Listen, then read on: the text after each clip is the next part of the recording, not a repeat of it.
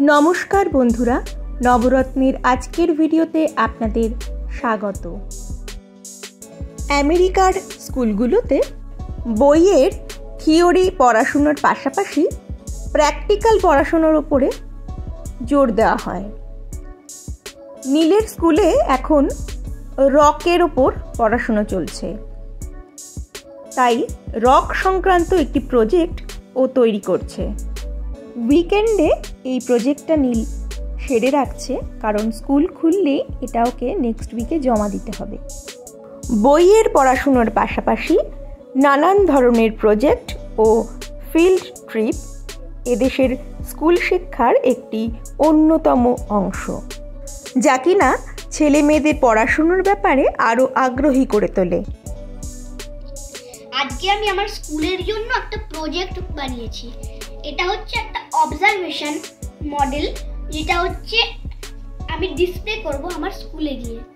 এখানে আমি 14টা rock collect করে সাইজ অনুযায়ী বড় থেকে ছোট সর্ট করেছি।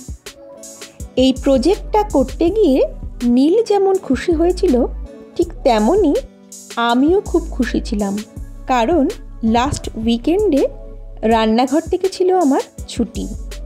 ওই দিন আমার হাজবেন্ড বানিয়েছিল বিশেষ এক মাটন কারি, আমি ছিলাম শুধুমাত্র সাহায্যকারী হিসেবে। মাটনের সেই স্পেশাল রেসিপিটা আপনাদের সঙ্গে আমি ভাগ করে নিলাম। প্রথমে একটা তাওয়া গরম করে তাতে শুকনো লঙ্কা, ধনে, জিরে, দারচিনি, ছোট এলাচ, বড় এলাচ আর গোলমরিচকে একটু নেড়ে নিতে হবে। তারপর একটু ঠান্ডা করে সেটা থেকে একটা গুঁড়ো মশলা তৈরি করে নিতে হবে। অন্যদিকে পাত্রে বেশ খানিকটা সর্ষের তেল গরম করে তাতে একটা তেজপাতা ফোড়ন দিয়ে দিতে হবে অনেকটা পেঁয়াজ কুচি। পেঁয়াজটা ভাজতে যাতে সময় কম লাগে, তার জন্য এর মধ্যে একটু নুন দিয়ে দিতে হবে। নুন দিলে পেঁয়াজটা একটু নরম হয়ে আসবে, তাতে ভাজার সময়টা কম লাগবে। পেঁয়াজটাকে ভালো করে ভেজে নিয়ে এর মধ্যে মাটনকে দিয়ে দিতে হবে। মাটনের মধ্যে যেন কোনো জল না থাকে সেদিকে খেয়াল রাখতে হবে। তারপর পেঁয়াজের সঙ্গে মাটনটাকে ভালো করে একটু ভেজে নিতে হবে। একটু সময় নিয়ে গ্যাসের ফ্লেমটাকে কমিয়ে রেখে এই ভাজাটা করতে হবে। পেঁয়াজের সঙ্গে মাংসটা যখন খানিকটা ভাজা ভাজা মতো হয়ে আসবে, মাংসের রঙটা একটু পরিবর্তন হবে, তখন তার মধ্যে দিয়ে দিতে হবে আরও খানিকটা কুচনো পেঁয়াজ। তারপর সমস্ত পেঁয়াজের সঙ্গে মাংসটাকে ভালো করে মিশিয়ে নিয়ে একটু নাড়াচাড়া করে এটাকে ঢাকা দিয়ে বেশ খানিকক্ষণ রান্না করে নিতে হবে। খানিকক্ষণ ঢাকা দিয়ে রাখার পরে ঢাকনাটা খুলে দেখা যাবে যে মাংসের থেকে বেশ অনেকটা পরিমাণ জল বেরিয়েছে। এই অবস্থায় এর মধ্যে আমরা অন্যান্য মশলাগুলো একে একে দিয়ে দেব। প্রথমেই দেব আদা, রসুন আর কাঁচা লঙ্কার পেস্ট।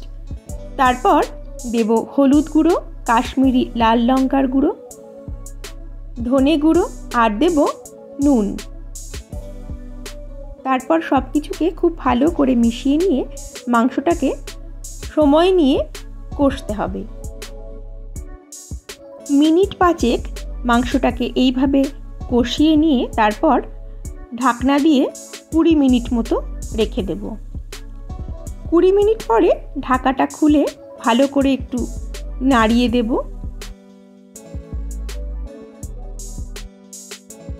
তারপর এর মধ্যে দিতে হবে খানিকটা পরিমাণ জল দিয়ে একটা গ্রেটারের সাহায্যে জায়ফলকে গুঁড়ো করে এই মাংসের মধ্যে দিয়ে দিতে হবে।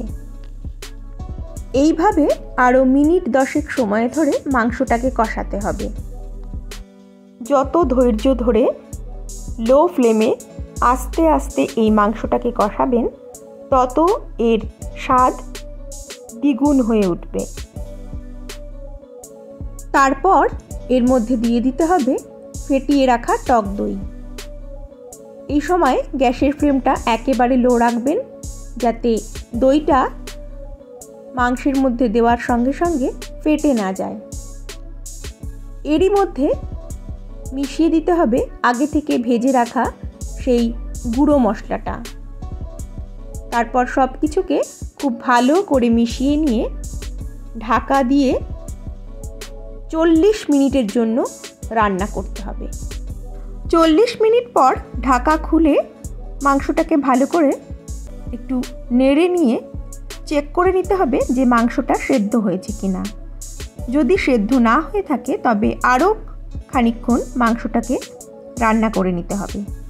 আপনাদের কাছে যদি সময় কম থাকে তাহলে মাংসের সঙ্গে দই মেশানোর পর বাকি প্রসেসটা আপনারা প্রেসার কুকারেও করতে পারেন। তবে আমার হাজবেন্ড সেদিন কড়াইতেই মাংসটা রান্না করেছিল। আমার হাজবেন্ডের বানানো মাটনের এই স্পেশাল রেসিপিটি আপনাদের কেমন লাগলো আমাকে অবশ্যই কমেন্ট করে জানাবেন। আপনারা সবাই ভালো থাকবেন। নমস্কার।